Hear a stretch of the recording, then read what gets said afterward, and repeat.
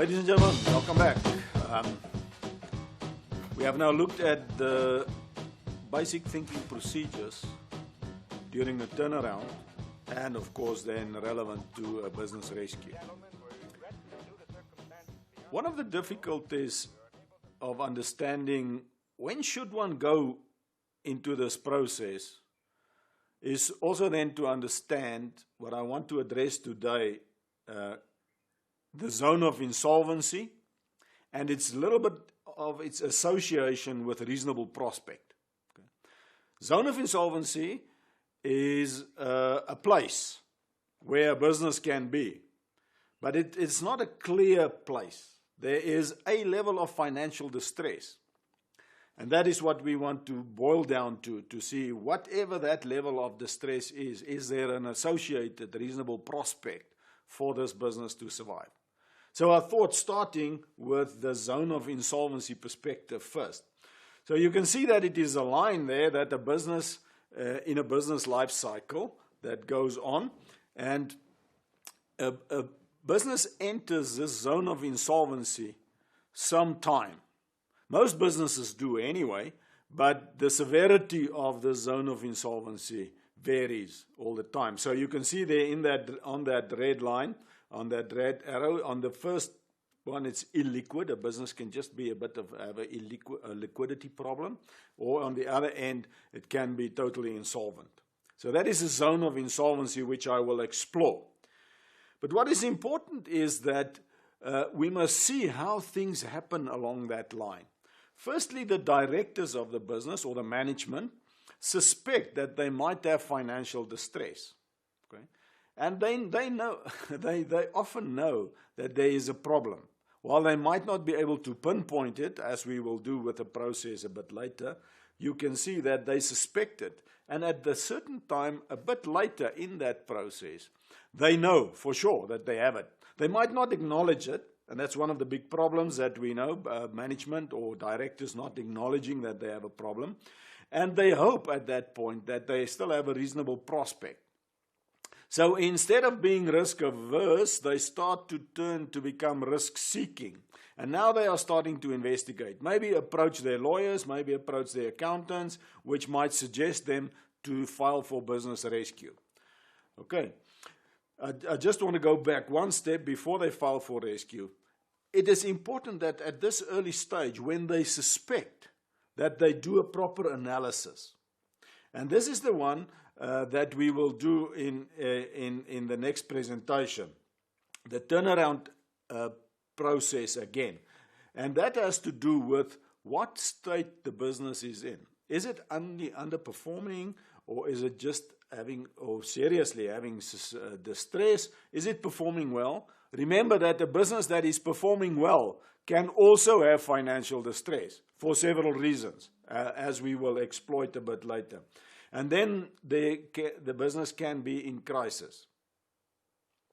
Okay, so the point that we are very much interested in is this point of filing, where the business decides, or the directors decides, they're going to pursue a voluntary filing, and for which they must state that they do have financial distress and maybe give some evidence for that, and that there is a reasonable prospect to save the business. It might also be possible that the creditor at that point might stand up and say that they do not have a reasonable prospect. There is no reasonable prospect. So that is a very important point in that zone of insolvency. And of course, we want to push it to as early as possible, because we know all the research over many, many years, 20, 30 years, as far as I could read back, into the reported research says that the earlier you address the problem, the better. Okay, so once filing has started, there is a license to be obtained. In the filing process, a business rescue practitioner must be identified and appointed, and after 5 days, that person will have a license, and then will take control of the business. And I'm just putting it out for you what happens over the process. The next step is then that there will be a first creditors meeting, where the business rescue practitioner must explain to the creditors that there exists a reasonable prospect to save the business or not, and then pursue it from there. Which leads up to a later day, after 25 days, there must be, that's the timeline for a second creditors meeting, where the rescue practitioner must present to the creditors a plan. But the plan must happen because the creditors vote on that day for the plan, as you will see as we proceed with this. This is the basics of the rescue process. But 5 days before the rescue plan must be voted upon, it must be made available to the creditors so that they can do their own investigation, research, and come to their decision. The point that I want to get to is that, look at that, banks say that they even know before the zone of insolvency that the business has a problem.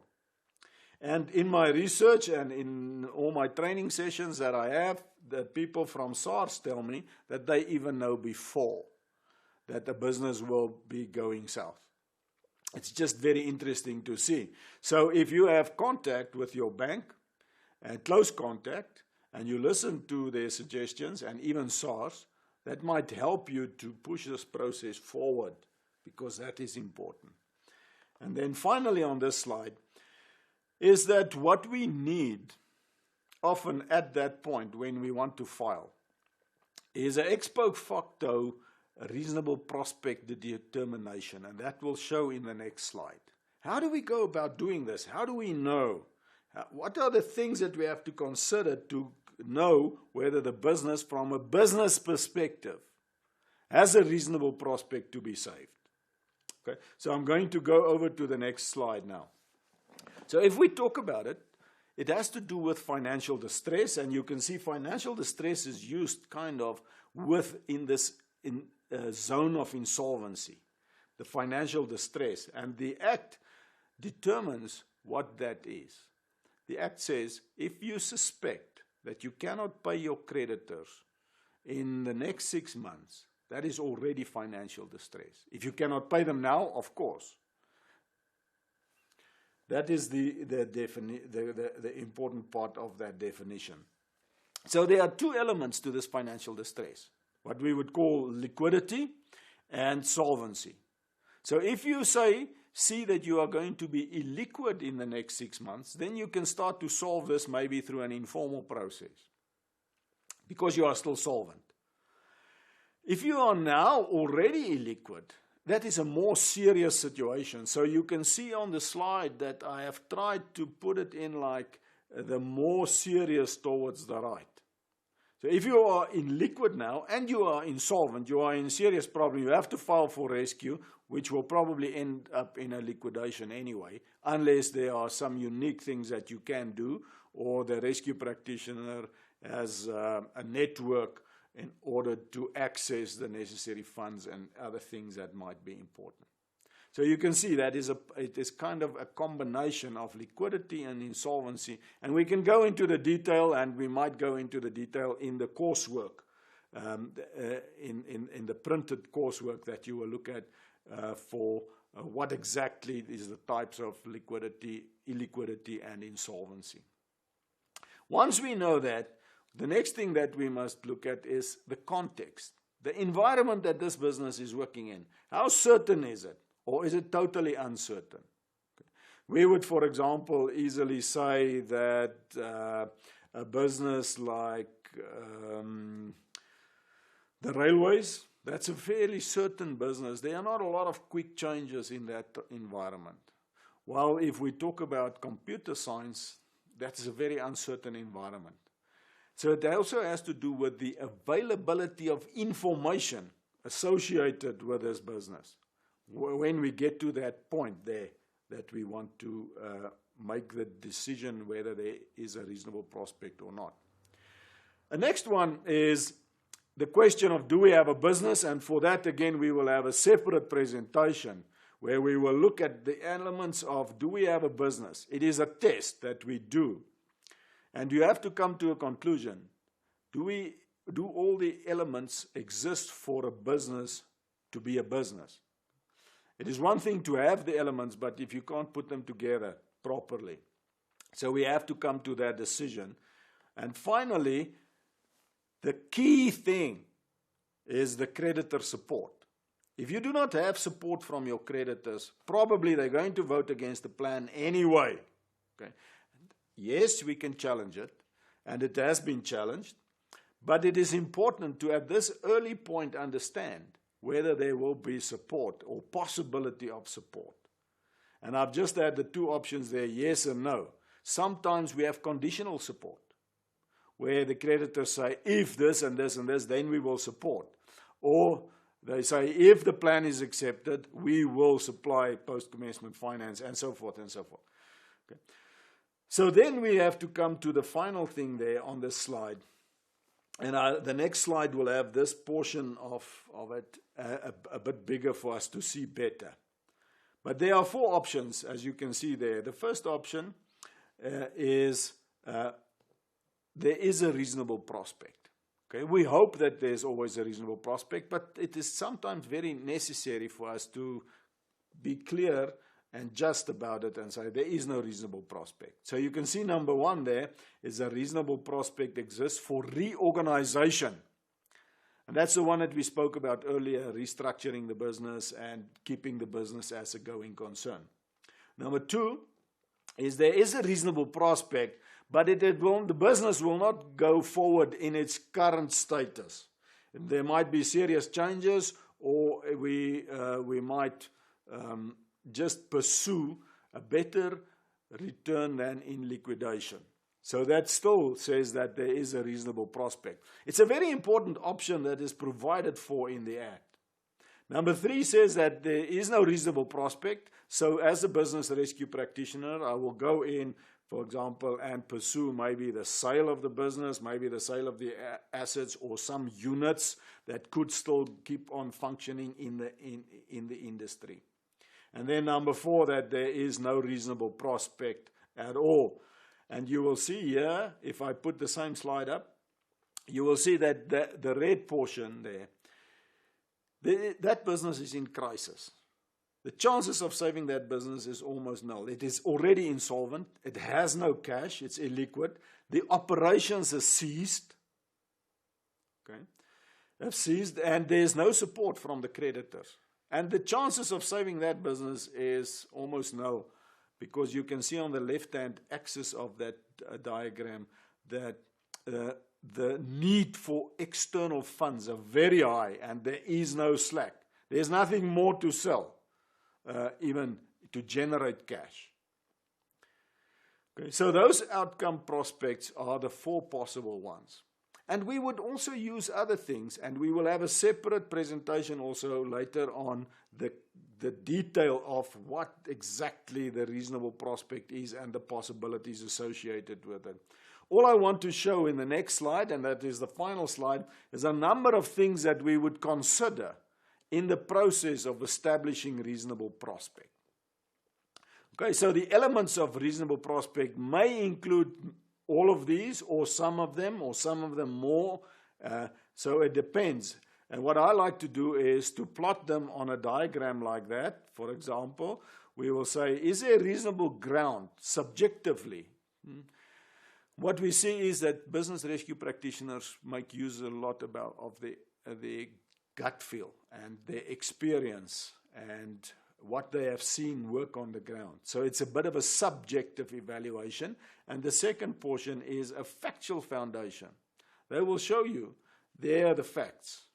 Okay, so that's a more objective approach, maybe supported by a proper investigation into the concrete factual details during the investigation of the affairs of the business. Whatever we do, will it be sustainable? Sometimes we can save a business for a short time, we improve their financial situation, and it happens in turnaround a lot that people will then sell the business, but it often goes through a process of a dip, and then it goes back. So we are interested in the sustainability of the potential solutions. How dependent is it on external finance? We have already alluded to that. If there is no slack and you can only save the business by putting in more money, it becomes very high risk. Do we have the support? We have already addressed that to some extent. What are the risks? Sometimes associated with caveats like a contract that is in place that limits you to some extent, that might become a problem, but if that contract is not renewed, then there will be no demand. There can be many types of risk that we have to consider. Any special circumstances often associated with those risks. And then generally illiquidity. Secondly, insolvency, as we have already looked at that definition of financial distress. The data integrity is a very, very, very important one.